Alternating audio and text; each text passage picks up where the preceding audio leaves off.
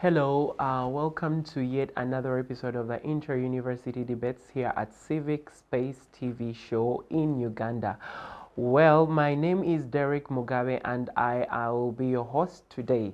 Our topic of the day is going to be regional integration, and we shall be focusing on the future of the East African community.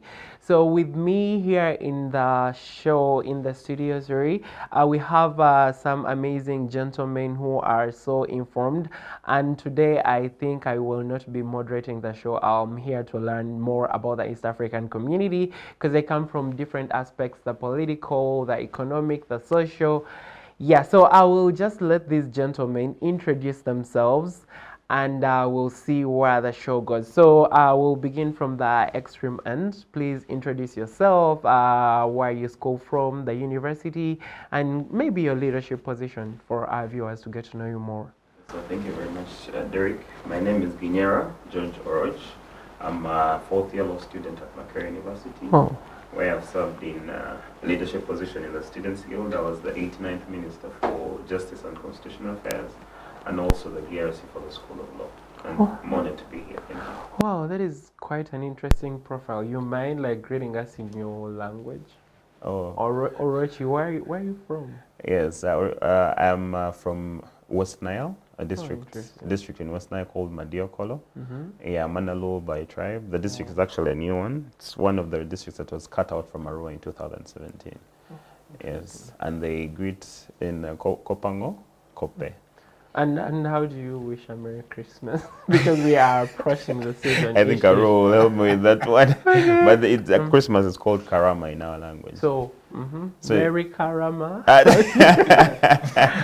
That's a diluted version. I can just say Karama. I think everyone can understand that. So to all our viewers, Karama from that side of Uganda.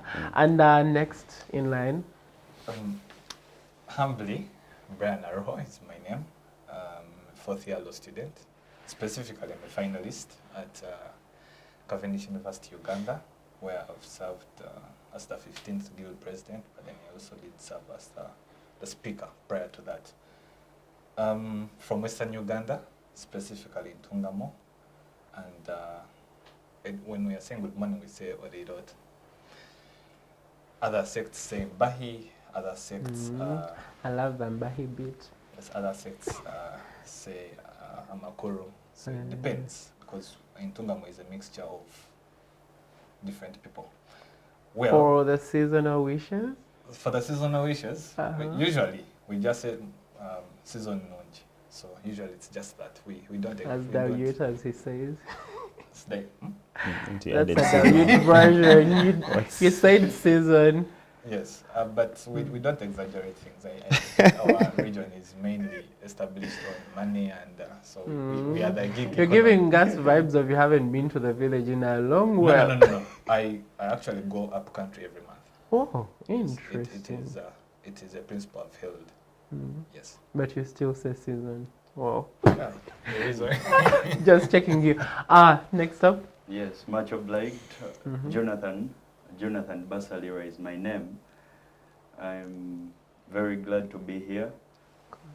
I come from Eastern Uganda, to be specific, Busoga region. That's Luka district. And my mom is from Bujiri district. That's Naminyagwe village.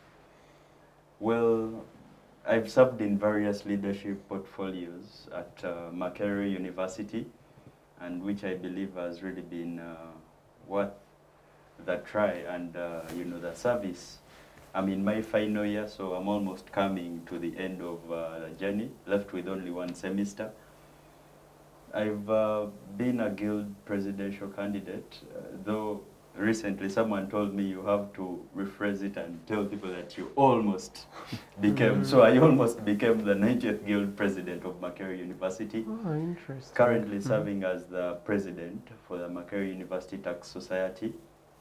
I've been the chairperson of the Makerere University Entrepreneurship Club. I've also served as the vice president of the Makerere University Accountancy Bureau, an association that brings together all accounting students in the university. I've been a class representative, and lastly, I'm a very proud resident of Nkrumah Hall.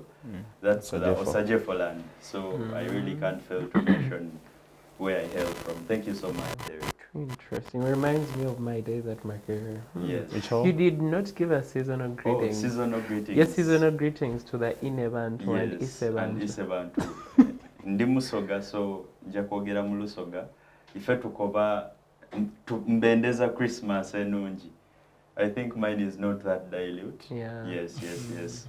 So to the Isebantu and the Inebantu, nze mbendeza Christmas enungi. Nabasoga bona bona jemuli.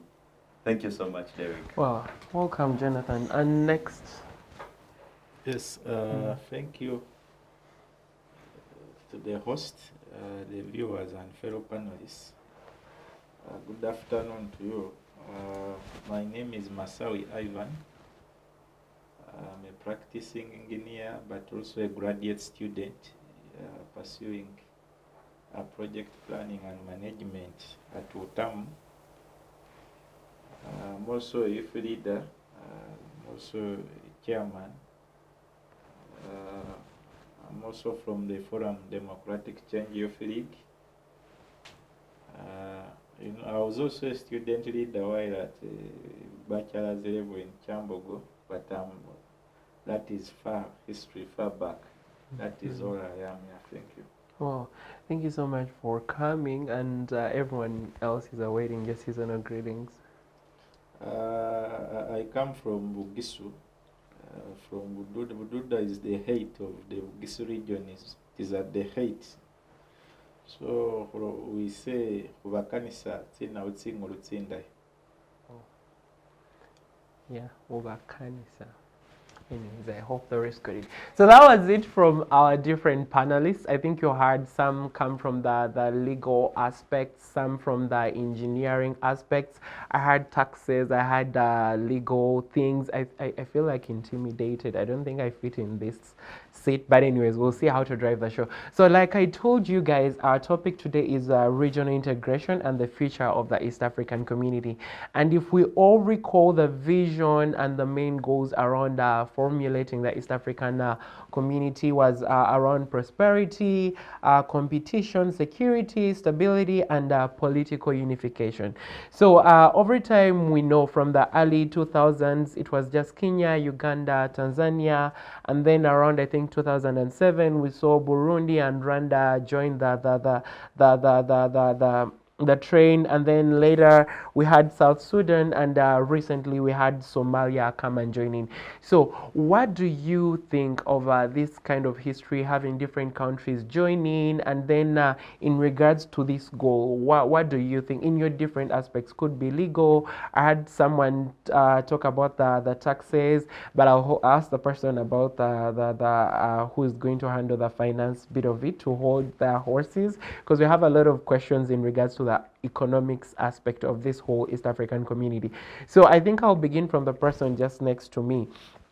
What do you partake of this integration over time from the early 2000s up to date?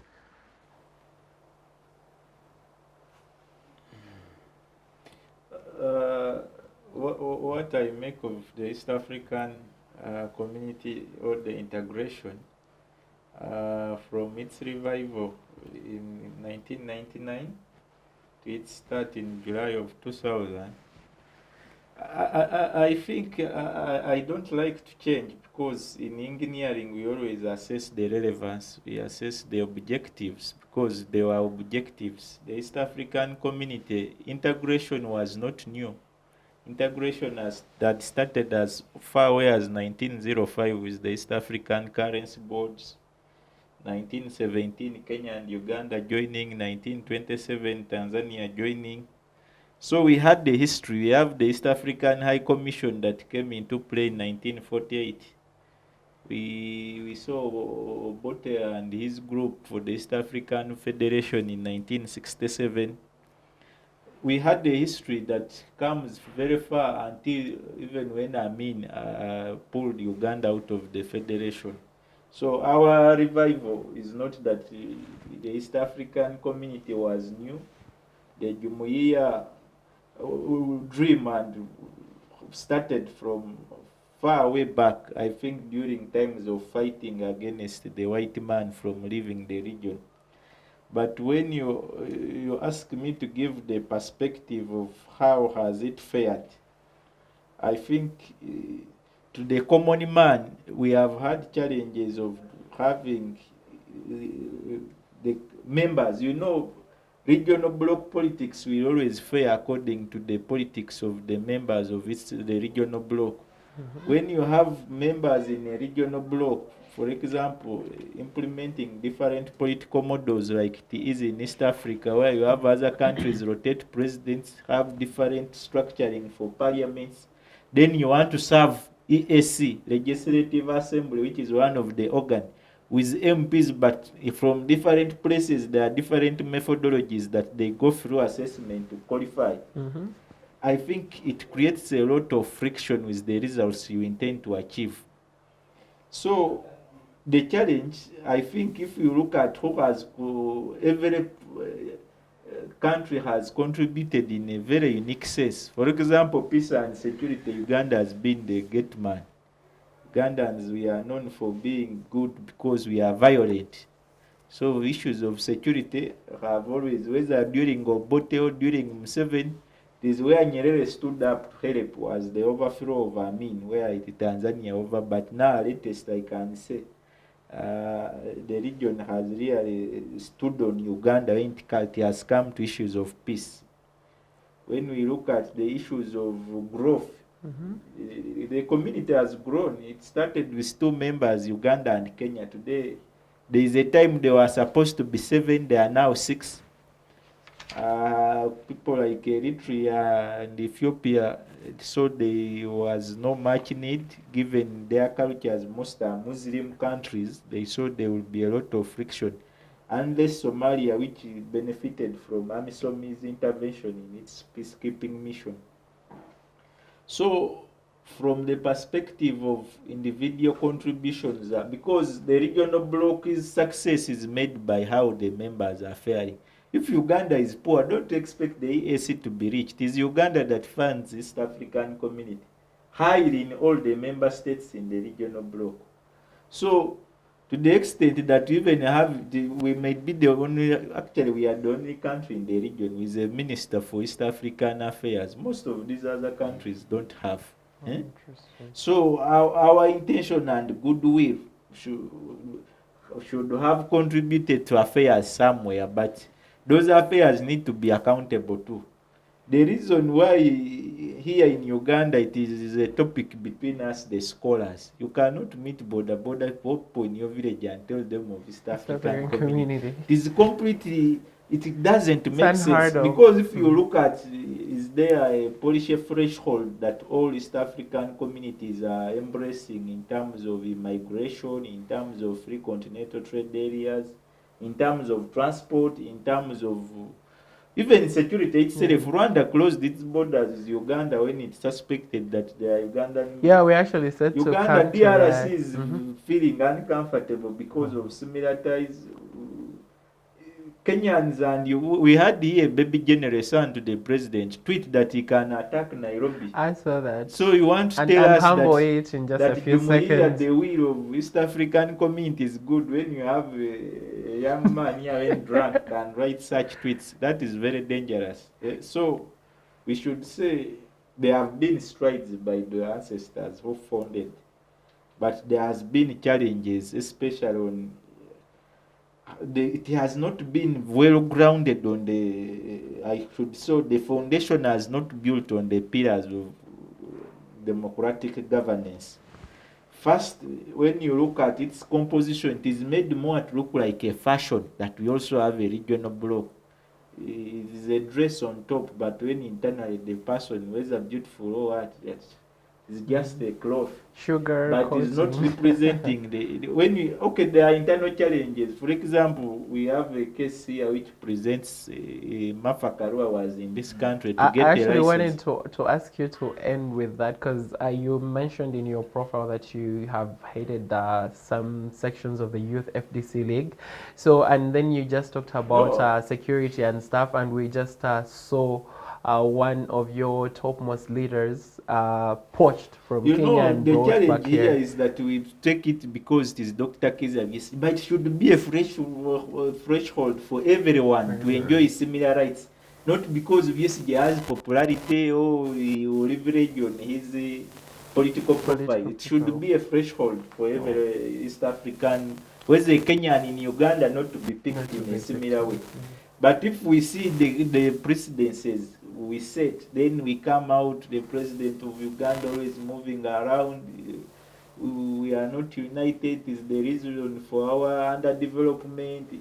When you look at even, they will give you a brief on the economics. I think we are one of the most indebted regions in sub-Saharan Africa. Kenya is also not doing well.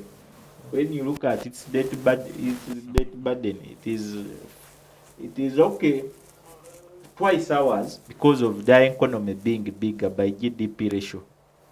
But when you look at their debt burden at IMF, World Bank, it is far worse. Although us, Uganda, why ours is worst, is we don't have the capacity to pay in that time framework. We accumulate more than we reduce, whereas for Kenya, accumulates and reduces And efficiently. reduces, but For us, we accumulate more than we reduce. For Kenya, there is a equilibrium between accumulation, demand, and consumption. So we can say integration at a political level has not played much. Because even when you see how Uganda government influences Kenya politics, for example, in 2007, it should be done on a healthy basis to ensure peace, to ensure the brotherhood. I think we should speak what we talk. Even here on the panel, we can speak so good about EAC, but when we don't feel it, you know, leadership and governance is felt. If still I go to a border with a passport, I need to pay some money for yellow fever, I need to get immigration stamps, what? Then you tell me Kenyans are like me, they should, cross over. you need to decolonize our brains from borderless connections, from believing that we share a common goal, we are a part of the same force. But when we still remain with barriers and boundaries, then we talk about it at day, then in the night we walk in different dress code. Is very dangerous.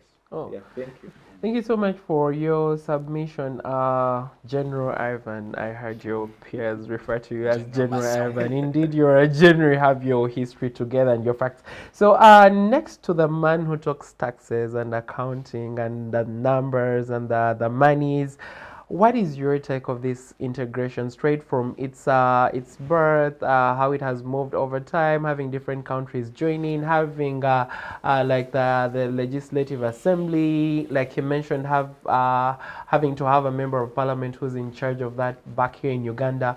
So what is your take of this whole integration? Yes, thank you so much, Derek. I'm very honored to speak after the general who has not been to any army training. How sure are you? Anyway, I think so. Are we safe? That is right, because he's not sure how many are attended. Yes, about the I've East even African attended community. one with him. Oh, At interesting. Nali, right? Anyway, I think may not have been Nali. You will tell us more. Well, about the East African community and what I really make of it, allow me to begin by congratulating the general East African community members, the people, because without the people, then the community is nowhere. Sure. Upon commemorating 25 years, and also the most recently celebrated Independence Day, that was on 9th December, Tanzania. They just celebrated their Independence Day. I congratulate them as well. It is really very brilliant having an integration at a regional level, because it brings us closer to achieving bigger goals that we envision. However, in my perspective, it is more on paper than in reality. Like you've been hearing the lamentations from General Masawi here. For sure, the East African community is not felt on the ground. Reason being, we have bottlenecks that he called internal, which are still really keeping us or lagging us behind in one way or the other. But I wouldn't really wish to downpour all that. I commend the efforts that we've so far put in as a community to ensure that at least there is progress. And I believe we are taking steps in the right direction, because having this conversation is also one of the things that can lead us to achieving even more. So speaking economically, I'm a Bachelor of Commerce student, so I may not overqualify to be an economist, but speaking from the economic stroke business You're one in the sense, making. yes, So. yes. Just disqualified Yes. himself. Don't for disqualify purposes of the show. yourself. You Yes. are one in the making. So if you making. have the numbers right, then you Yes. can as well inform us. I would really only speak about the matter of us not having a common currency yet. I believe this has been a goal to be achieved in 2031. It's actually a 2022 to 2026 work plan that the East African community has to attain a single currency. But I believe it is still very far. We are not yet ready to have a single currency because of the fact that we all have different economic policies that we employ in our various countries. Then speaking about it, as far as social and cultural perspectives are concerned, there is still a very big divide between the members. If you're to check, for example, Uganda, Kenya, Tanzania, Rwanda, and Burundi, one thing that would really unite us mostly would have been the language, which I believe is still very disturbing, more so on the side of us, the non-Kiswahili speaking countries. Yet it is a very good thing if at all we really adopt Kiswahili. That would be really a good thing, and I'm looking forward to a very insightful discussion. Thank you. So does your submission mean having different countries like lagging behind economically more than the others could like create uneven benefits to this community? Absolutely. Because if at all we are to really move forward as a region or as a community, we all need to be moving at the same pace, not having cases where you're having an economy, for example, Kenya, that is really... But even in our families, you can never Yes. move at the same pace. One has to be rich, one broke. Yes. That is far from But the at least post. Those there are will be the some dynamics. relative- We know we have other regional blocks to benchmark Yes. on. Whether SADC, whether ECOWAS, whether the Arab League. Eh? They Mm-hmm. are not all at this, but they have policy agendas and values. Their intentions, they are not so many like us, but they feel they try to put them into... which surely causes some relative growth. Yeah. Yes. So that would really make a lot of sense if at least there is some closeness in these figures. Oh, thank you so much, Jonathan. So, Mr. Aruho, I think you mentioned before we came on the show, you've been a part of is it the youth plenary, the East African Community Youth Plenary? How was that for you as a youth leader? Well, as a youth leader, I think, firstly, these are sessions that we ought to attend so that we understand the basics that we are moving into. Because age is something that doesn't go behind, it goes forward. So I would think it's best for any East African youth leader or any East African youth interested in the art of politics, governance, even if it's the legal sphere, to attend this plenaries. Why? Is that it gives you a deep understanding of what integration can push forward, of what small things that we take small, such as language, can push forward. But then also it gives you a different feel of thinking. You know, when you are in one jurisdiction, you think within that society. I mean, because people will say, I don't know Uganda, but that's because you have decided to stay in Western Uganda all your time. When we came to Central, we had to adapt. We had to learn. We had to say, oh, actually, guys here actually have better electricity than us in Western Uganda. But that is because you've said it open. So I don't think it's even something to discuss that, oh, should we? No, we should to attend. And to that effect, I want to thank a number of Ugandan youth leaders that have managed to, for example, recently we've had the Right Honorable Belinda Amanya, who became the Speaker of the East African Youth Parliament. I think to me that is something pushing. That is something that shows you that, guys, look, there is space for development. The East African community question, the two Guineas have already broken it down. And I don't want to repeat any of their submissions. There's a thing of progressive realization. I think so far, after the episode that you just told you, I think so far we are pushing. It may not be that fast. I feel the integration has steps, but we are still behind. Especially because if you bring in what you said, the political question, we have different interests. If country A, and this is not specific to any country, if country A has leadership that is rotational, it gets very different from country B that has the same leadership. Because if you have leadership that is rotational, you have people that you groom, both directly and indirectly. People get to see, I mean, you get to have a sustainability plan that, oh, actually, we can live past person A. That if Brian has been in leadership, we can live past him. He's not the bed, he's not the sunrise and sunset. There is a whole different phase. So even if people are working both politically, economically, and socially, they work towards that what next after this transition?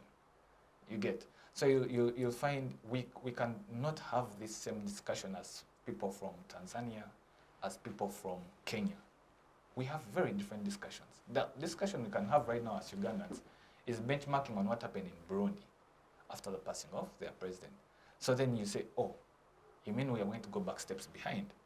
You get, because there is that lacuna that is in that I feel we are still far away from. So as Ugandans, the discussion we're having right now is because we've passed through campus, we've seen guild cabinets transition, we've seen how it impacts the what General here likes calling the bootlickers, what would call sympathizers.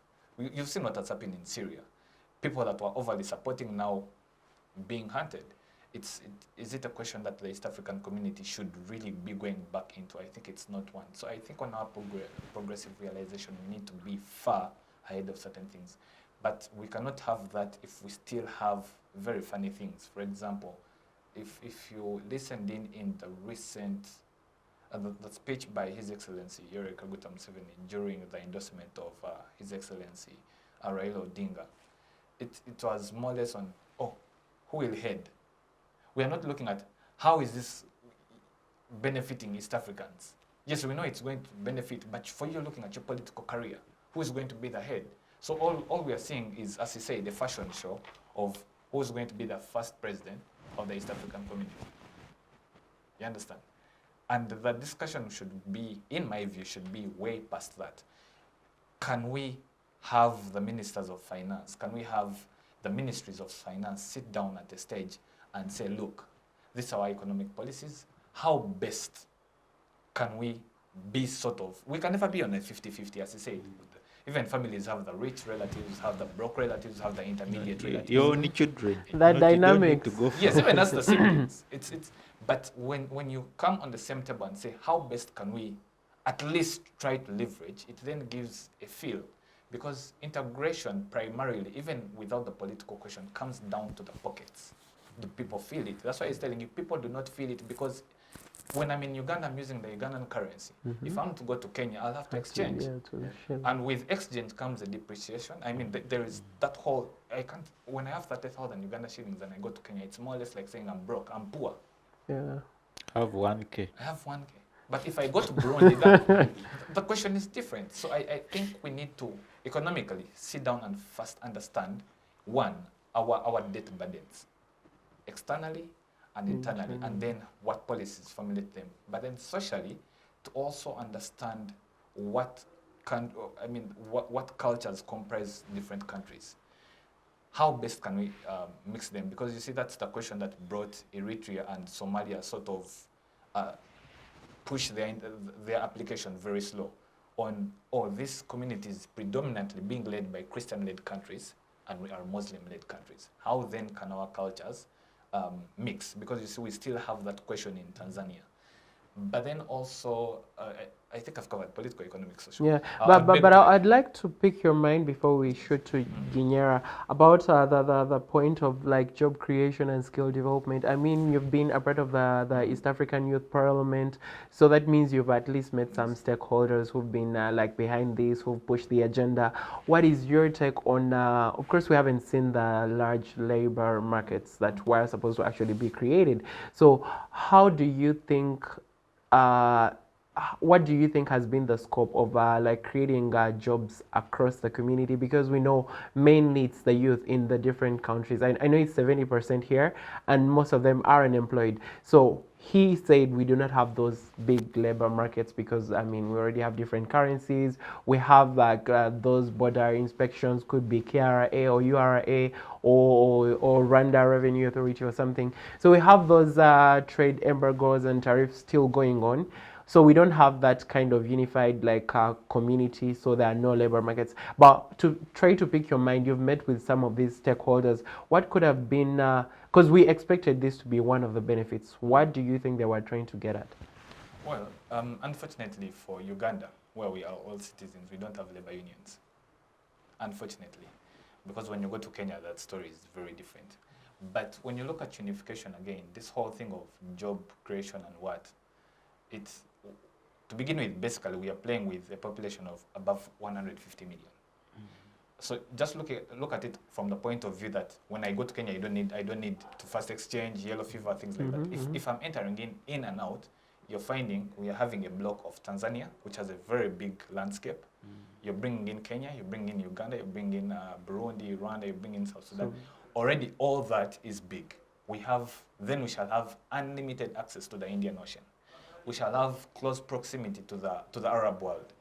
That whole trade area, that side, is just very fine.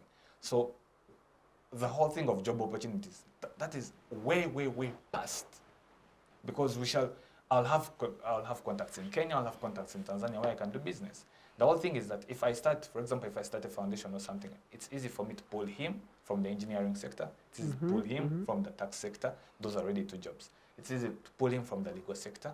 Those are already 3 jobs. Then they will also go and we could do both outsourcing, but then we'd also employ ourselves. So I think it's a question of let's first have the right leadership or the right agenda, and then not keep it in black and white on documents. We'll bring it down to implementation. When we have that, then that's when you'll have all this coming through. Oh, thank you so much, Aruho, for that. Guinera, what do you have to say about this kind of integration? Well, first of all, I would like to acknowledge that I've been disadvantaged to speak last. I think most of the things I'd prepared. You should be feeling as threatened as I am, so a lot. It makes the two of us. Very clear. and most of the things have been said, but nonetheless, they've laid a very good foundation to the discussion that we're having today about the East African integration. Albeit most of them were very pessimistic in their, which I don't blame them for actually. There's not too much to be motivated about in as regards to the current affairs of the East African community. And Mr. Masawi laid a very good foundation from where all this actually started to where we are right now. Mentioning and very critical to the discussion today is that what we have today as a bloc from 2007 July is not a new thing in East Africa. We had the East African community before. They depreciated. We had one exam board. We had all boards true. one. So actually, even then, our court system was unified. We only had one Supreme Court at the East African level, and all these subsidiary courts were the ones that were fragmented down below. One exam and all those other things. So, ordinarily one would actually opine that our leaders today would actually have learned better from the mistakes of what happened then to implement better what is going on right now. So I think the East African community as we have it today, I think primarily, like Basalia mentioned, there's actually need to first of all pride in it for some of the strides that have been made. Because what we have today, And the 4 stages that we are meant to pass through for the integration, from the customs union to the common market to the common currency to the political federation, at least I must presume, and the facts speak for themselves, and as regards to what we have today, that some of the things have actually been implemented. Because from the bare minimum, when today I've seen colleagues talk about the issues at the border, even what you have today is actually a very big achievement. The one-stop border at all these different borders crossing East Africa, from Uganda to Kenya, from Kenya to Tanzania, from Uganda to Tanzania, from Uganda to Rwanda, all these actually achievements of free movement. Because we are not, because if you want to go today possibly from Uganda to South Africa, there are still very many restrictions. You have to pay a fee of over 500,000, and you have to show all these qualifications that you need to go to, but you don't need that to go to Kenya. So there's been improvement, at least in that sector. But like colleagues have noted, there's still too much to do. And me, one of the challenges that I have, and I mentioned this, I think, even in one of our previous shows, I don't know the approach colleagues would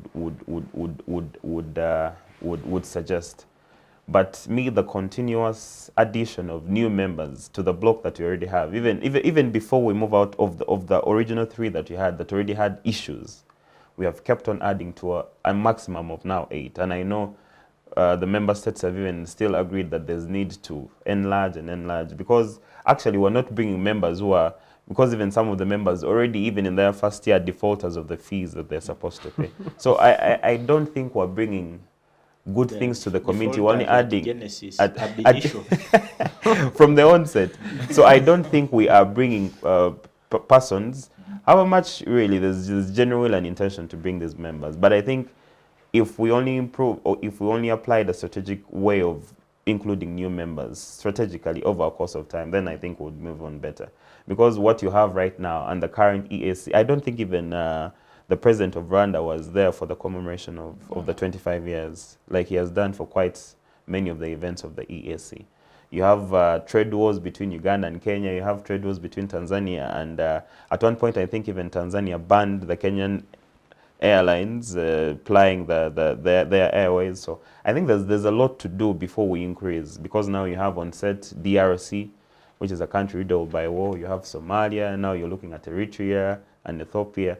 So these are all persons who ordinarily are going to only bring chaos to the community. But nonetheless, I would also want to think, like Basara mentioned, it's not too much to water down, but there have been great strides really in as regards to the EAC community. But I think in a wrap-up, like General Masawi mentioned, the discussion of the EAC should find a means in which it can be watered down to the common people.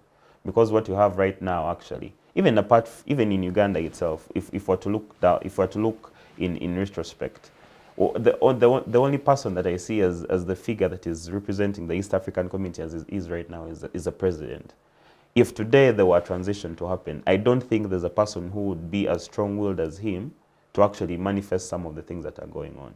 So I think for the sustenance of the East African community, there's need to employ a bottom-up approach, so that the ideology in its sense is actually appreciated by the common people. So that even in the absence of the leadership structure that we have today, some of these things can see the light of day.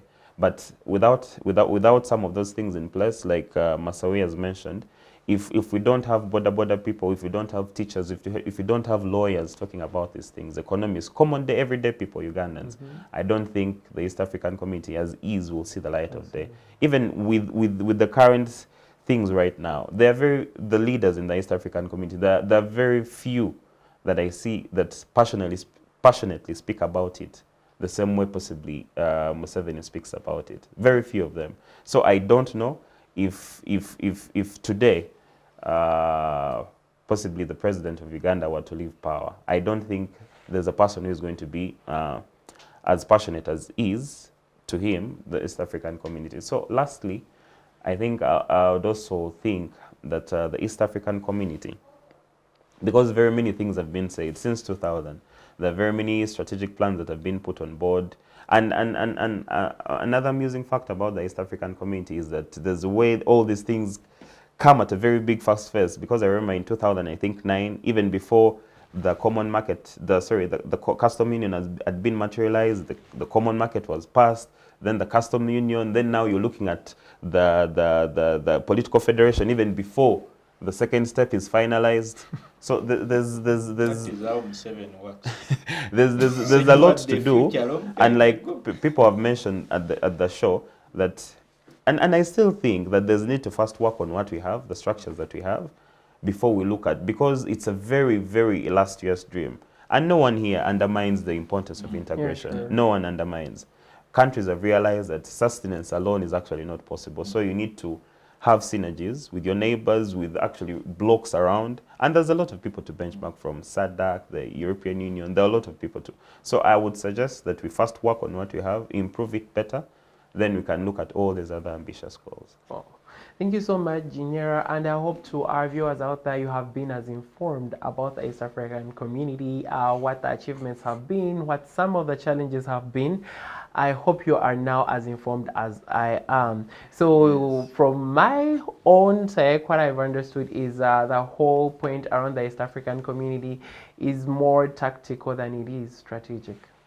So they are trying to talk these good, beautiful things about it, but they are actually achieving less of it. And actually, these other issues that you have talked about, the difference in the tariffs, the inter-border like differences, they are actually affecting the main goal in general. So thank you so much for giving us those insights about the East African community. So we shall take a break, and when we return, we shall touch into what the future of the East African community is. When we return, we'll begin with you. Yes.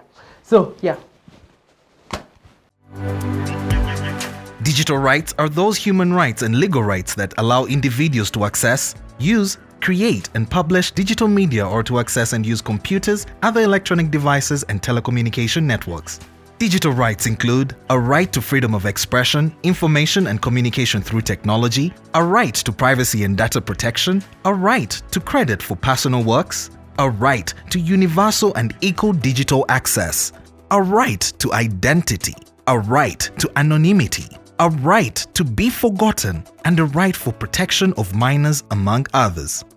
The state's digital rights are frequently violated through various unfair actions, for example, blockage of websites and social networks, theft of credentials, unauthorized use of people's data for personal gain, privacy intrusion, online censorship, arrests and intimidation of online users, internet blockages, and the proliferation of laws and regulations that undermine the potential of technology to drive social, economic, and political development worldwide. It is hence every citizen's responsibility to respect rights of other digital users and to speak out or report to the responsible parties when one's rights are violated.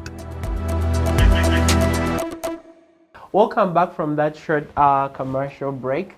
I think it was more of a political break than it was a commercial break, because the gentleman in the studio here actually kept the conversation going. So before we went for a break, Jonathan was going to give us his final take about the whole view around the East African community integration. What was it? Yes, I was going to react to Ginyera's point about us having numbers, and yet, okay, his point was in line with us admitting more to the community, more member states to the community, and for me, I believe that's a very good thing, in my opinion, and that's what we've been actually discussing during the short commercial break.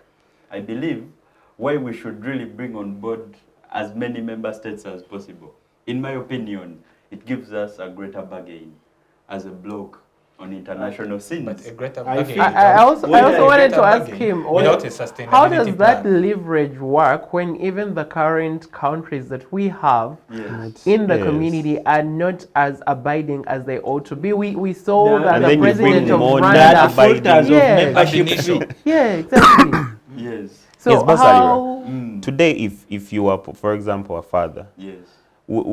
and with the scarce resources that you have, really, Yeah. would your aim then be about reproducing more, or first amassing enough He's an strength association leader. Give him an example of joining an association when you can't pay membership when you can't fee. pay? you can't How will The the first association membership survive? fee, actually, yes. We are supposed to have ground norms that on entry, this is what is required. But you do that after consolidating those that are in, that you know they don't pay registration fees late. You know that they pay more interest in EAC than they do pay in SADC. There has been Uganda running because you EAC see, for earlier all we years. discussed this. Tanzania pays more attention to COMESA. Same as, SADC, same as Rwanda pays to COMESA. Then you're having the East African question being left to His Excellency, the President of the Republic of Uganda. So Actually, before we say, let's bring in more members, can we first improve and put these guys nearly on the same standing and have that whole thing of having a discussion on a global scene? You cannot have a discussion on the global scene. The weak members. Who can't even support each other. I mean, we've had crisis in DRC running for time and time. Where's the EAC? Actually, even yes, we have positives that have been happening.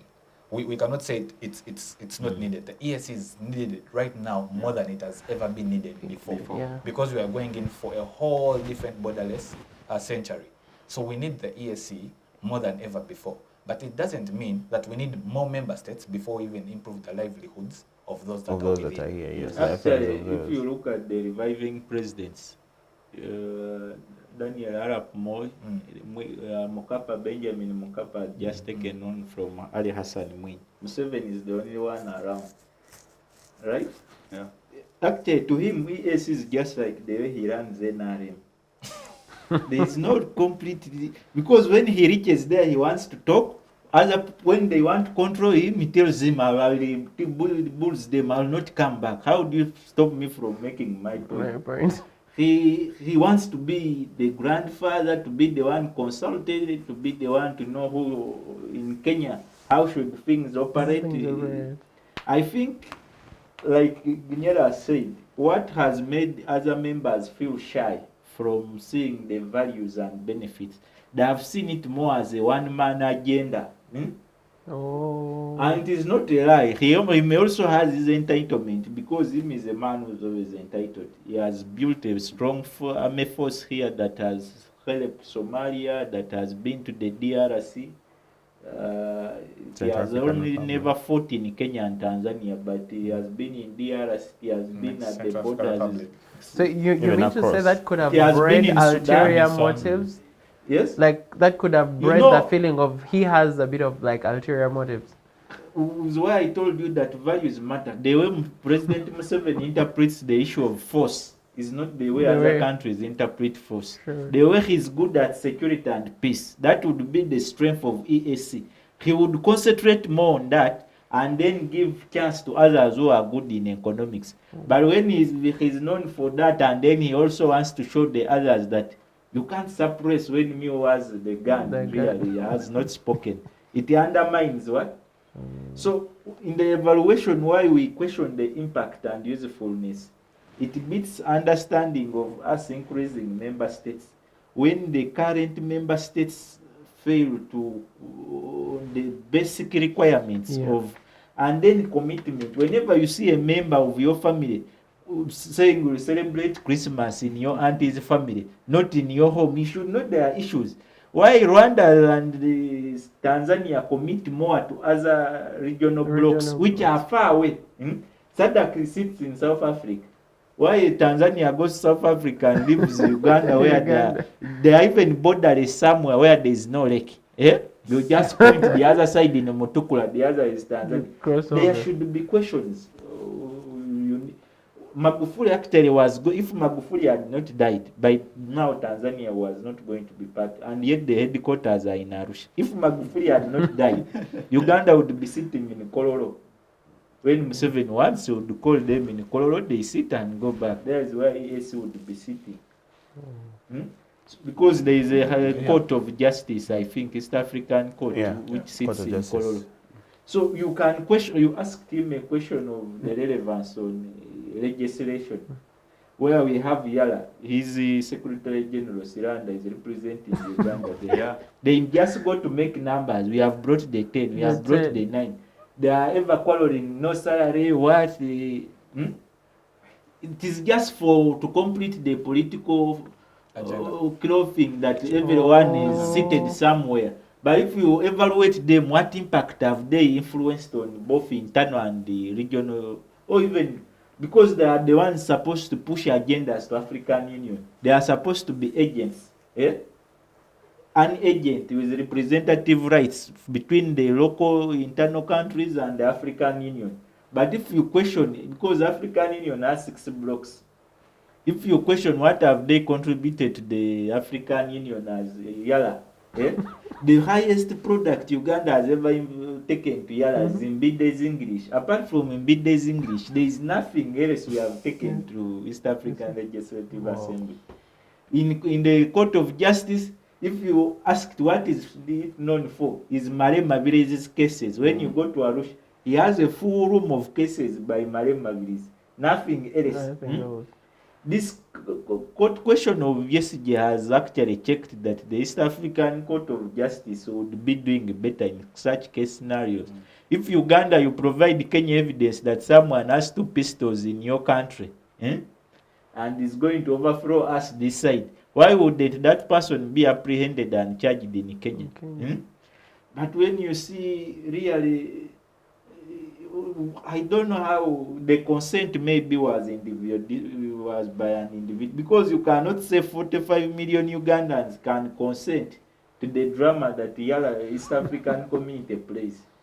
We need it more than ever, than even the founders, than even the Uhurus, the Obotes who pushed for it, the Nyereres, more than them. But when we look at the dynamics, it is going to need a complete revolution of approach. Well, it feels like that division amongst the states is making the whole EAC more of a dream than a soon-to-be reality. So which pushes us to what the future of that community could be. Because they have these different priorities. I think there are about, like 6, 7 of them. So I would like to pick your mind on the different ones. Like there is this full implementation of the single customs territory. So these priorities are supposed to run between 2022 to 2026. So by 2026, they believe they believe to be specific to have achieved this. So we are a year away, like you said. So the full implementation of the single customs territory. Do you think that is a future that we can achieve as the East African community? In your view, is free to take this up. Like my brother Ginyera said, there have been strides made, but at what, in the evaluation, you set parameters that how strongly did they comply to what was supposed to be achieved. Because if, for example, there is a commission or board for it, there is an achievement in that line, maybe that of a structure. But it may lack in the, for example, we gave a very clear example of one-stop border. We cannot discredit that. That is an achievement in that direction. But if there is one-stop border, then what takes place inside the one-stop border is not again a reflection of one-stop border. Because everyone discusses one-stop border, but what takes inside the one-stop border is again not one-stop border. Because you will come with different passports, right? Am I right? Yeah. I come with a blue, a Kenyan comes with a green, Somali, everyone, again, a one-stop border where again you have to again go into integrities of different immigration laws. You actually have to explain, because I think I crossed over, I think it was last month, I was going for school, and then the immigration officers had to actually tell me, next time you want to cross over, you have to come with a letter from the institution. Yet the same institution has actually a branch back here in Uganda. But I have to get a letter from the other side of Nairobi to allow me have a valid reason to cross over. You can imagine. So I had to do a lot of explaining. So it actually took more time than I ever imagined it would take. The lawyers will tell you why it is so. Because it is in policy. They do foreign laws. They can tell you why our negotiations have been poor as a country. But what I'm telling you is that some of these things need basic common sense. Is why, as the AI today, those people who have not gone to school much have lost more trust in us, because they see we speak a lot of things we want them to believe, but they don't make sense. For example, the integration bit should make too much sense, but the strides we are making as if we are not intentional about what we talk. Is why his question is fit for purpose when he says there are strides made. The one-stop border is a good stride. But if you require the letter to go and for a political conference in Kenya, you can be arrested by Uganda forces and be arrested Brought back. For I think it gives away with his 2 strides ahead, 1 backward. So, if you ask me the future, I think the future, this discussion is part of the future. The future is AI. We can beat those borders maybe using technology. Hey, we defy us. We can defy them by beating them using our technology advantages we shall have at a time. Because really it has denied us, especially when you look at the Kenyan youth and Ugandan youth. One is highly empowered, one is highly gamble, like full of fear. If here in Uganda someone feels it is correct to be sat without a job, it is honest, it is something acceptable at home, they will understand you that you're looking for a job. In other countries at Sate you should have 3 children when you're even stopping producing to begin work for school fees. Here in Uganda, when you're certain, it is common that your parents still sleep in their homes. They can still defend you even when you should be outside there defending yourself. The kind of disempowerment that has come up from us not trying to harmonize our models of leadership and empowerment, because this EAC is a model of empowerment. When we connect to other different cultures easily, you also get empowered. Is why he had the bragging right when he says he goes to Ntungamo and he speaks Luganda. Why those ones who have refused to live in Ntungamo don't know Luganda? He brought it in a Kiswahili perspective, but I said that he has a bragging right in the village for speaking Luganda. Like he's achieved that kind of cultural exchange. That is, why should someone die and leave this world when he has not achieved what he's supposed to achieve? Knowing, growing into different spheres, environments, tests, areas of intimidation and focus are part of why we come here on earth. We don't come here to only sit in where we were born, die with. You make a full coffin of only Runyankole. So what is the need for that? We come here to learn, cause impact elsewhere, cause growth elsewhere. That's why we are. So these limitless boundaries, when we say we need borders open, we don't do it because we want to feel only trade, but there is core tiny things like the empowerment a Ugandan gets when he has been to Kenya, or when he has learned how the Chikuyus are doing business. Oh, that's an interesting analysis. Anyone else with a take on the single customs territory? Yeah, well, please, Junior. Just a brief one. Mine basically is about, just like he has told us, it is more of a self-reflection as a community. We need to really think more about what the future holds for us as a community, rather than focusing on some of the things that have not been right. Because in my perspective, these borders were just made by our colonial masters, which in the sense makes me think that we are one, and we shouldn't really push for these divisions.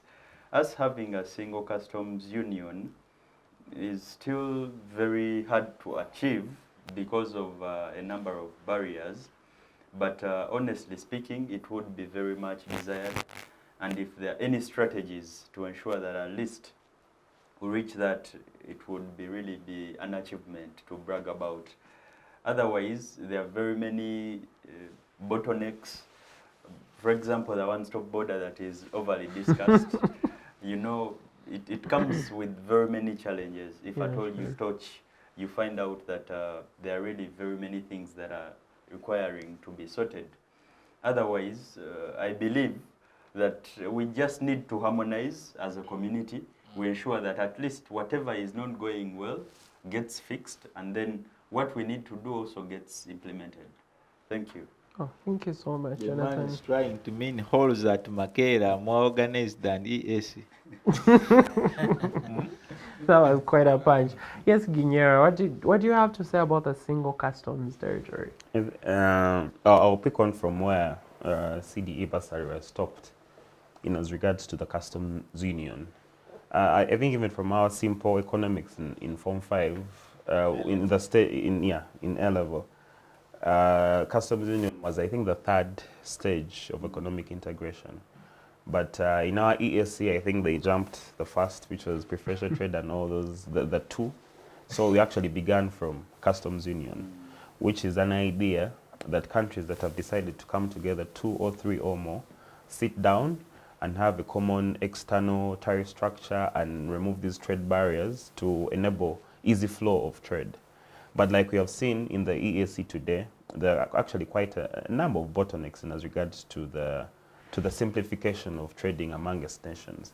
From what you have today as non-tariff barriers, where a country like Rwanda can wake up today and say, and have a complete ban on all movement of things coming in from Uganda. Or you can have an example of Kenya saying that we shall no longer allow milk, we shall no longer allow sugar cane, we shall no longer allow eggs from Uganda. Yeah. So today, if we still have such things, it means even for the first stage of our economic integration, which is the customs union, which is the eradication of all these all these barriers, in as regards to trade, it seems, or it looks that we still have actually a long way to go. So moving forward, I think Masawi hinted on a very important point that we shouldn't forego.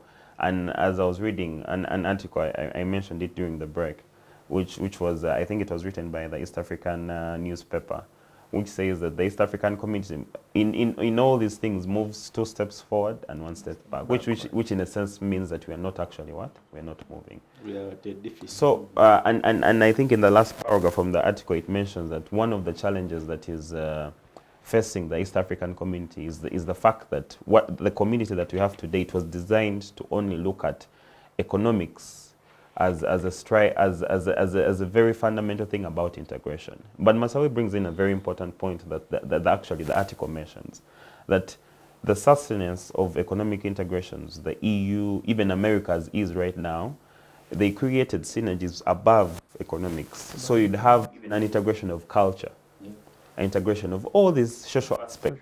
By the way, economics is actually secondary. Yeah, it should be secondary ordinarily, but today, even in the rhetoric of the current states that we have, of the current leaders that we have of the EAC, that whenever they meet to talk, they talk about those things. But they forget that the EAC, the communities at large, are about people.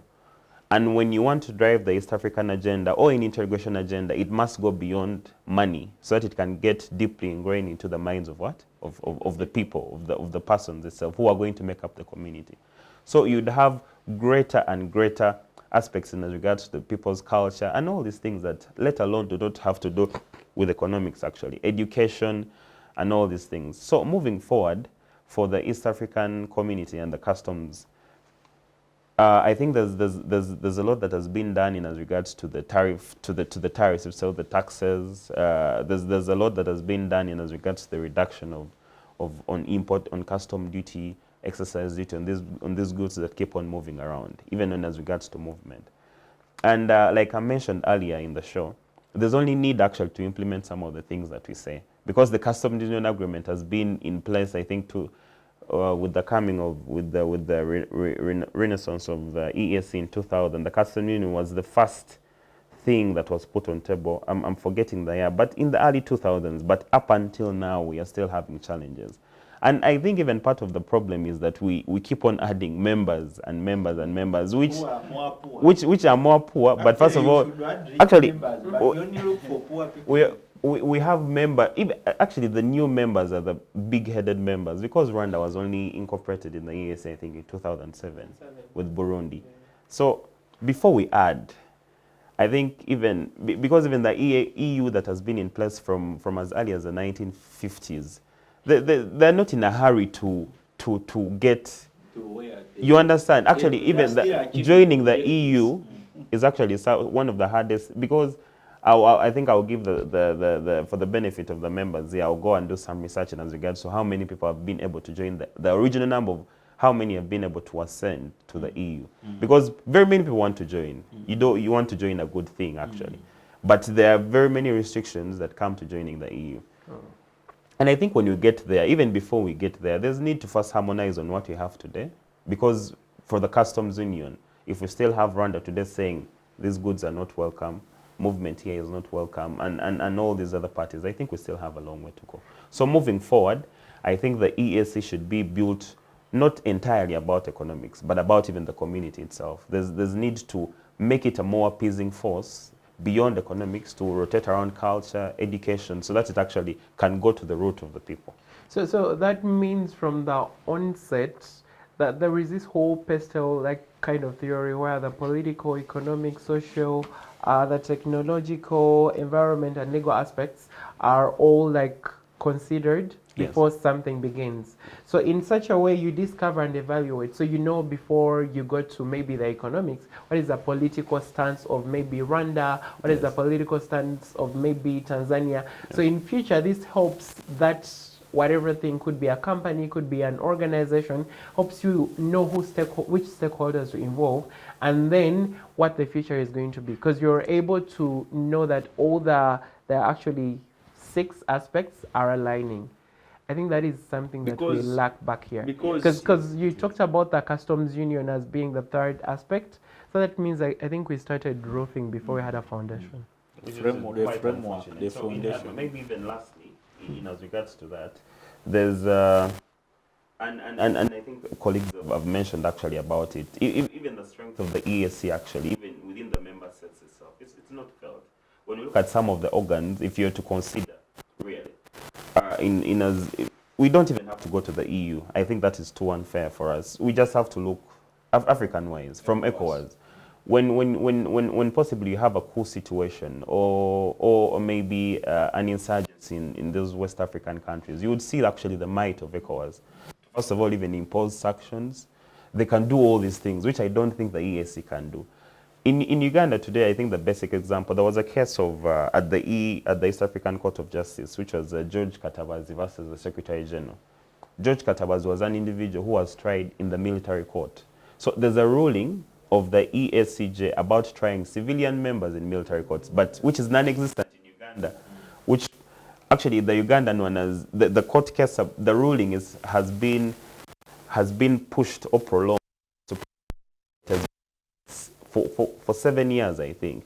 So there's one at the EACJ, a ruling, which has not been followed nationally. There are things that the EAL has said that are not being followed. You understand? So even the strength of the EAC is not even felt within the member states themselves. Very many people presume that these things are not even binding. So the discussion should revolve around those things like you've said. And I think the reason Ugandans speak with emotion is that we are taxed here aggressively, and then we fund the EAC's agenda. So the biggest thing we benefit is we trade refugees. Everyone who has refugees in EAC will always send them here in Uganda. Nothing else. I think to cut in my view, we are at a stage where, especially us, our age bracket, we are at a stage where we need the East African community more. And I've said this before. True. Yeah. We need the East African community more than even our fathers have needed it, more than our grandparents have needed it, more than generations before us have needed it. Because, I mean, from the submissions that have been here, and even just basic understanding, we are in for a global village. Virtually, you've seen this happen. Yeah, sure. We are in for a global village, and these things cut across in a number of ways. We are going in, I would think, in a generation that is going to be very united virtually and very disunited on ground. So the East African community should, especially the leadership, should come in and first weigh what is actually happening on ground vis-a-vis what is happening in conference meetings and attendance by invite. We need to benchmark as the East African community. We need to benchmark with COMESA. We need to benchmark with ECOWAS.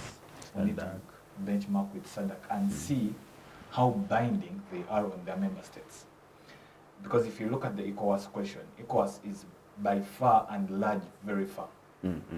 If you look at SADC, the principles they uphold are implemented not only as per, because we can't say we are integrated or we are moving. Yes, we acknowledge that where we are is good, but we are saying where we are currently, we should have been steps way ahead, because 25 years of commemoration means a lot. In 25 years, you can achieve a lot. But if we still have 25 years, you're finding that in the case of Gerard Katabazi being decided at the East African level, and then national is not binding, it throws a lot of questions. Is this integration as per national states, or is it as per a person's individual interests? We need to also then weigh in as the East African community to assess that, look, financially, where are we standing? Is it a question of just admitting people, or is it a question of assessment? Because the whole question is, before we bring member states on board, can we send a team to that respective member state and see what happens there? We are not just saying benchmark for 6 months. Let them be there a year and understand the field. Because when you are in a place for 2 or 3 months, you don't get the exact feedback that you want. You need to know how this country runs politically. You need to know how it runs economically and socially. But those three things aside, you need to know how they run their security as well as intelligence, because that cuts across, it matters within integration. Then we come back to us as the member states who are already in. Do we pay a lot of attention to the EAC the same way we pay attention to other bodies that we are signatory to? Do we, if it's paying a certain amount, do we pay the same amount? Not the question of Uganda is paying a lot. We need to be understanding of, this is the standard rate for this year. Uganda, Kenya's economy, Uganda pays more, which has a weaker economy. Yeah, we need to be understanding of Uganda, Kenya, Rwanda, all these member states of EAC pay at the same time, and then we have a deadline. So that when that deadline reaches, we then know that there is something binding. But then also it cuts across to instabilities. Do we have an advisory council that can say, guys, look, I think you are going, because it's not just about election observing. Election observing can be played in different ways. We have the media. If you are in a country that has state-owned media, it can give you any coverage. Yes, any coverage that you want. But we need to be at the stage of, we have an advisory council that is answerable to the EAC. And by meaning the EAC, we are not just meaning generally people who are in leadership. We are meaning the people. This EAC question, because it's very pertinent to us, it needs to be brought back. I think the East African community top leadership needs to come back and decolonize this whole thing from presidents flying to a certain country for a meeting and then endorsing someone to contest for AU chairpersonship to actually something that is on the ground. Yeah, so far so good, but we should be very far. But then also we've had our declines, which cut across. We've had a lot of social injustices. We've had injustices generally economically. You're having our businessmen, especially in Uganda, cry because we've had those problems with Kenya as well as Rwanda. Education-wise, students, you've also had the issues because we have students who suffer coming from South Sudan entering Uganda. You're having Ugandans who are also suffering to enter Kenya. Yes, I don't know how it is in other nations, but trust me, as a South Sudanese coming into Uganda for studies is another problem. And then you also have to look at the question of, you see, once you're in a country, what then happens when your study visa expires? Those are questions that, even when the EAC came and made a stand, they have not been implemented. Because I'm from Cavendish University, and I do thank God that the time when they made these decisions, I was still guild president. Yeah? And we were happy as a leadership. We said, oh, I think South Sudanese are going to benefit from this. But you saw the same story. The visa expires, and then kids are thrown in a crisis. Because per day you spend in a country illegally, you pay. You pay a lot. And so we're not talking about 1K Uganda shillings. You pay quite a lot. But you see, now that comes down to the integrity. You don't then tell such a university student when they graduate that we have East African community. They are paying. They already be biased. So I think we need to recheck, have our checks and balances, reassess, because the East African community we had at the initial stage is way different than this. There, then we had the goodwill. This is more or less political will. I think we need to harmonize and then push forward.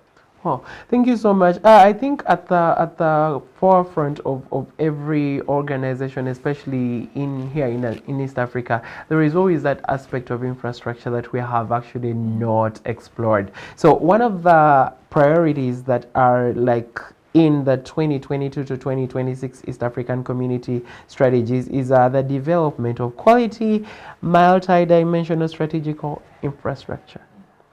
What is your take on that one? Because I think we recently saw something flagged off, like in the past few months here in Uganda. So yeah, I know it was flagged off the second time. So what is your take on the infrastructure? Because some of the challenges are actually poor road networks being impediments to economic growth, impediments to movement of goods from one country to the other. So what do you think about this? The engineer in General Masawi should now come out.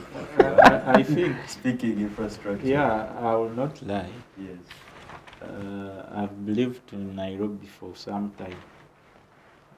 At least when I'm always there, even still, I've used their trains. I've used The SGR. Yeah, the train in Nairobi. Mm-hmm. I've used their roads. They have now one of the best expressway, which is in Zin town, here in the whole of the East African corridor. The expressway being within town. I think you will never, is in commerce. They can tell you that you will never separate trade from transport. Absolutely. Because transport is just a link to the trade. We have had the question of our roads here in Uganda. If you look at the money we spend on maintaining on roads, and then you see which alternative would we have had, because in this current budget, infrastructure alone is having over, I think, 15 trillion. This is recurring just to make roads, build schools, what? But when you look at the Ministry of Works for roads and bridges alone, almost close to 7 trillion shillings for roads and bridges. What is the cost of making a railway system to save all the trucks? Us who come from Eastern Uganda, we have suffered the biggest disadvantage under this current regime in terms of transport. The traffic, lining up in the same road with all the trucks coming in Uganda from... He's from Lukamibinia, but from Mbali, me from Bududa, from the border. You follow the same line with all trucks bringing petrol, bringing what? When one gets an accident, it burns people, it causes accidents. The Somalis who drive have really enjoyed causing early teenage pregnancies because they have some money. These ones are poor people in Usoga, they shifted sugarcane.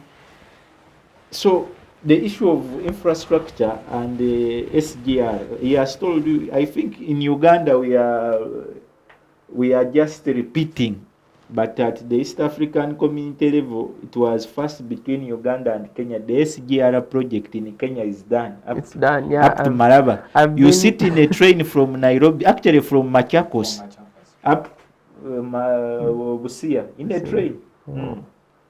Here in Uganda, first, we have tried to revive ours by reviving the authority. Our train now goes to Namanvi.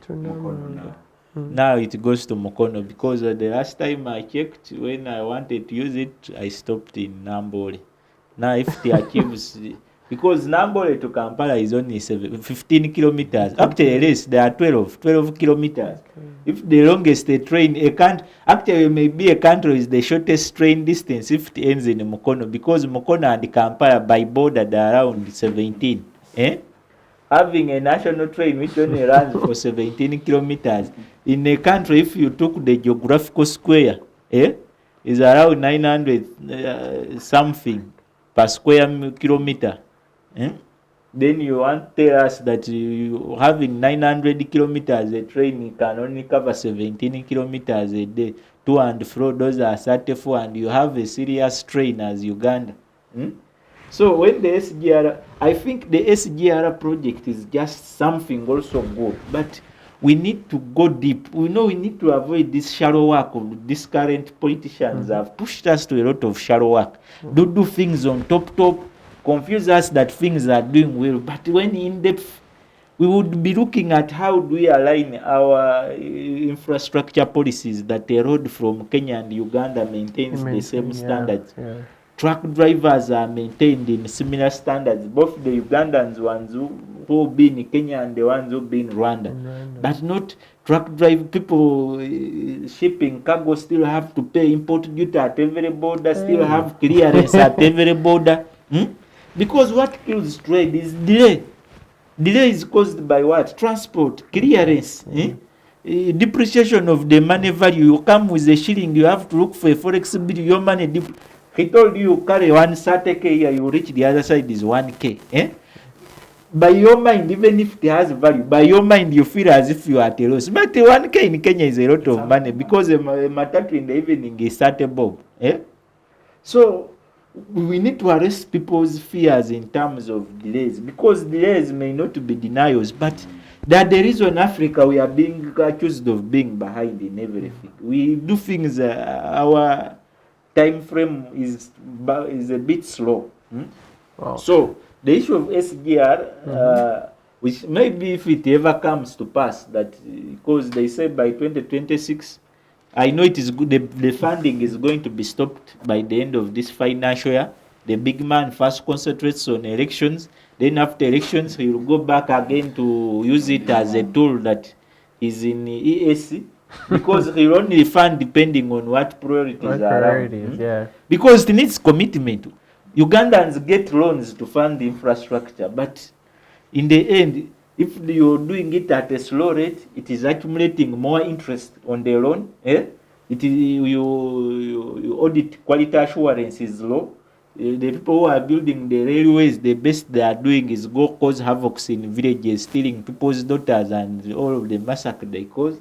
Then after a few months, because you've done half work, youths who are unemployed, still the railway metals to sell to scrap. Uganda's problems really, the architecture was a senior one. Because I come from Bali, there are railway lines. They are stolen by youth for scrap. Why? Because it has been abandoned. There is no railway passing. These youths are unemployed. Because when a railway line is there, jobs are in every station. Youths will put their markets. People will work in those railway stations. People will seek opportunities. I'll work in Namamba and sleep in Ginja. Because I know after working in Namamba, I'll see opportunities will become more easy to reach than ever. There are people who are failed to work in Kampala because of transport. Because they see 300K will be very little. But if you spend less money on transport, work would be appreciable. You will appreciate work.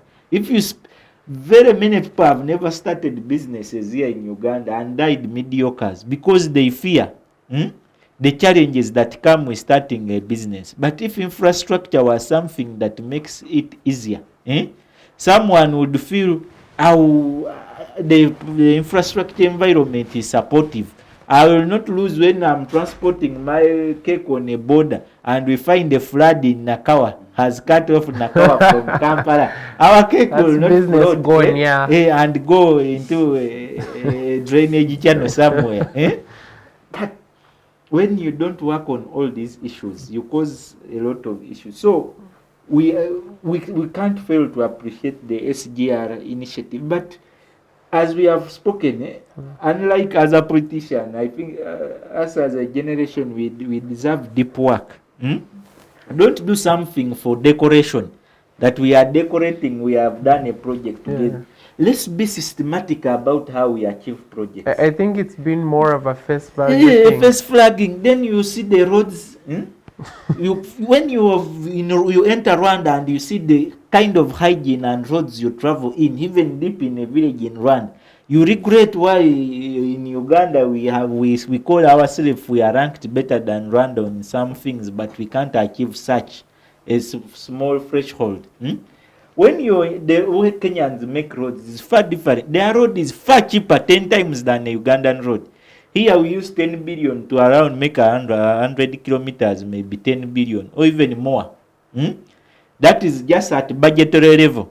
You have not included those recurring expenditures of UNRWA, Ministry of Work staff, that whose budget will also come in public servant as public, because here they want to confuse you that they are budgeting for a road, but the other ones are public officials who monitor, yet they are on government side. They should also be in the budget court of the road.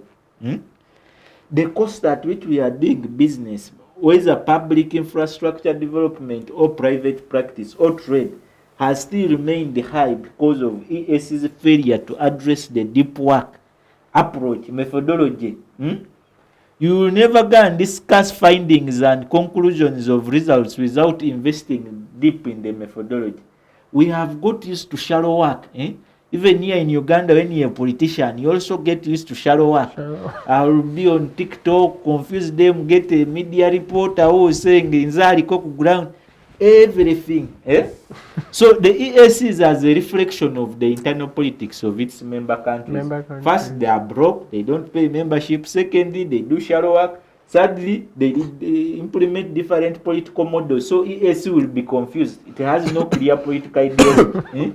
Thirdly, when you look at their economic policies, they are different. Kenya even has borrows from different lenders, from Uganda, who is in Exim Bank. Some borrow from China, some are borrowing from the US. All that because the Kenyan interest rate is different from Uganda, and you're doing a similar project. Then who has cast you not to also do it cheaper? That for you will feel entitled to doing it more expensive. So what? Yet you are achieving the same thing. Are Ugandans so rich to always be in luxury? So we have a lot of issues that are so shallow at the top, covering what should be deep.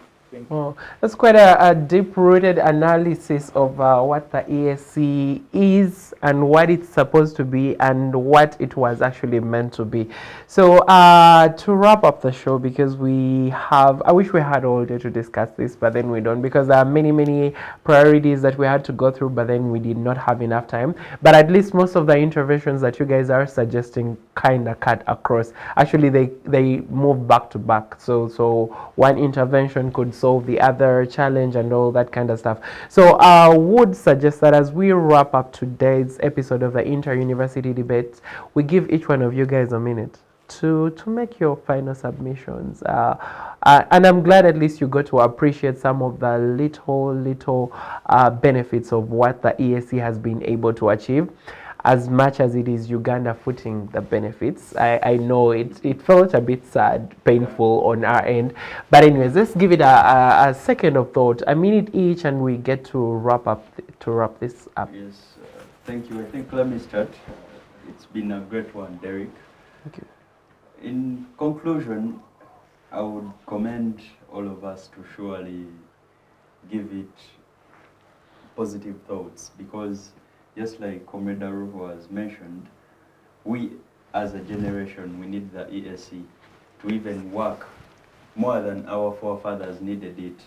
Reason being, if I told you to look forward, we are the ones who are going to, one, steer it to the desirable state. Rather than lamenting, I believe in us having action points. And I believe this would be a good platform to send our message to our legislators, the policymakers, in these various member states in the East African community.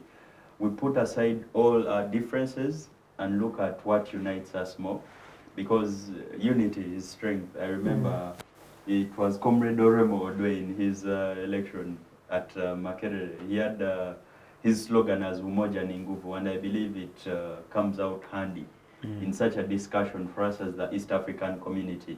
Umoja ni Nguvu, literally meaning unity in strength. I beg to be corrected if I not in diversity. Oh, sure, but could be unity. See, those are the actually challenges we are having. Yes. So it was used by Tunduru Jonathan in Chamboga. Yeah, that Swahili is meant to actually be a common language across the East African community. So I actually struggle with my classmates back in Nairobi because sometimes we are on the chat and the lecturer actually, switches to Kiswahili and everyone else is understanding. So you have to run to Google to translate. Anyways, I'm taking Kiswahili classes now because I just didn't want to be left behind. Very, very necessary. And as I conclude, I would really applaud the few things that we've been able to achieve as a community. And I really have a positive conviction. I have the hope that you never know, we shall get there. Surely, we need to just keep the focus and ensure that one, as the members, the real community on the ground, we really embrace each other, because there is no need for us to look at each other as enemies, and it starts at the grassroots level. So I believe we should do more exchanges between these countries. If at all, maybe the Kenyans can spend weekends in Uganda, the Ugandans do the same. They actually do, but to Yes. partake in different Yes, things. yes. If you know, So, you know. At the end of the day, it is very necessary. That may come in very handy as far as integration is concerned. Thank you so much. Thank you so much, Jonathan, for joining us today on the show, and over to you, Ariel. Thank you so much.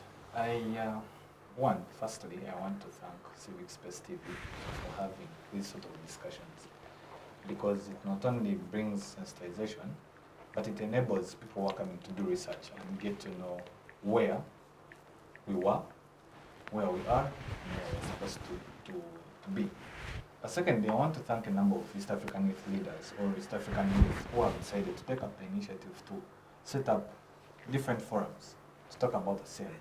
In Uganda, luckily enough, we've had Ligia Vijana ya East Africa that was set up by Kadaga Timothy Chivunike. Set it up, I think, around last year, cutting across to this year, which to me was a good step. In the year 2020, cutting to 2021, 2019, cutting to 2020, I was with Ajira Birungi. She's the President Emeritus of UCU Mukono, as well as Belinda Manya, who is the Vice Guild President Emeritus of Gulu University, who transitioned to be the Speaker of, again, Emeritus of the East African Youth Parliament. We set up a forum called the East African Youth Unification Forum. And then we had the late General Tumune helping us understand a few things here and there. I think to me that was a great push. If we could have more of these engagements with Civic Space TV, but then also more youth coming up to embrace this idea, I think would be going forward. I also want to call upon the elite, the educated, to try and engage in these things, because people understand and have a lot of trust in educated people. If we can have the leaders, the honorable leaders coming down on the ground Ugandans and breaking down this whole thing, because you see, when we just say the East African community, it's a complex discussion. Yeah. We need to have people that are very good in different languages, especially Swahili and Luganda for Uganda, Kinyarwanda and what. Actually, amongst the priorities, they are supposed to actually increase visibility and awareness amongst all stakeholders. I think that checks the general publics in the publics in the different member states. Yes. Why I'm bringing that is because when you say let's use Swahili, you're going to cut off a number of people. Yes, Swahili is needed, but for the purposes of breakdown, we need to first of all make people understand EAC, Yala, EACJ from the point of view of their mother tongue. It's better someone understanding it from their ground setting, from the initial factory setting. Then I would proceed to at least ask Yala to come down on ground to people and at least have this regional tours. It helps in a number of ways. You mean to give like knowledge Yala and make people Kampala. aware? Can sit in Kampala, sitting in Mbarara, and I'm sitting in Arusha. Yes. You say we're having conventions this year sitting in Mbarara. Oh, Because the same thing that we saw our parliament do a few months That back. thing is good, just that us we do it for luxury. It is good. So make regional sittings. Yes, because what comes with that is that any member state that is going to host you will not want you to come to something that is shallow. They will try to improve the road structure, they will try to make at least visible painting. Even the debate. Yeah. You know, it's different. People get to know these things. And then to the EACJ, I think let's make more binding judgments. Let's sit down and reharness what the EACJ is supposed to be. And then to our presidents, cutting across the respective jurisdictions, let's not make it more of a political will. Rather, let's make it a people-centered will. If we are making agreements, let's move as per the agreements. If we are saying this is the fee to be paid, let it be paid and on time. If we are saying this is the political motive for submission A, B, C, and D, let it be that. If we are having if we are saying let's have zero tolerance to maybe insurgencies, let's work as a team. So that at the end of the day, a Ugandan will feel safe in Kenya, in Tanzania, in South Sudan, regardless of the political, economic, and social terrain. Thank you. Thank you so much. I think that's more of adherence to like commitments that they make, and then knowledge sharing, and then awareness with the different communities. Thank you so much, Ariho. And lastly, Thank you very much, Derek, for moderating the show today. And a very big thanks to all the persons that have been able to give it light. It's been a very insightful discussion from my colleagues Aroho, Basalira, and Masawi. As I listened to the concluding remarks, I kept on thinking, hopefully the same way I'm discussing here, there's another group doing the same. There's another group in Kenya doing the same, in Somalia, of all the new members that have been able to come in. I wouldn't want us to be at the forefront of an agenda that is not being like Museveni. We are spearheading it, yet other people are not on board. So I would be very much thankful if the same dissemination of knowledge that is being shown here or exhibited here is the same that is being exhibited elsewhere. I think there's a lot to gain from the East African community, and that has been the basic or the foundation principle on the show that we have had today. The understanding that no state can survive alone. Even for North Korea, that had been isolated for over 70 years under the Kim rule, from grandfather to father to now son, also got the understanding that actually you must get out of your borders for sustenance. sure. So states must look at integrating with neighbors, even beyond borders, to make sure that there's harmony in as regards to the policies of development, because we can each all get something from our neighbors. So there's need to be very deliberate about the East African community, about its integration, to make it look more, or to make it be more tangible and more materialistic, more than what is written on paper, with pen, to make it more visible in the lives of many, because it will go a long way in helping the East African community. And I think lastly, still this goes to what has been mentioned during the show, the understanding that for the young people, this is not an agenda for the people that are here right now. That tomorrow it will be Aruho, it will be Basalira, it will be Masawi, who would actually be sitting on the EAC summit.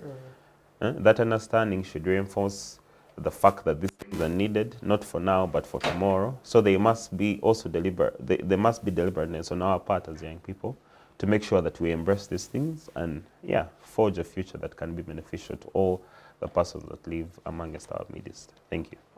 Thank you so much, our dear panelists, and I'm glad to say that I have really been informed. I hope everyone else who's watching this is also as equally informed about the East African community as I am right now. And allow us to please end the show here. It's been the Inter-University Debates, and I've been Derek Mugabe, your host. And from all of us here on the panel, we wish you guys a Merry Christmas and a Happy New Year.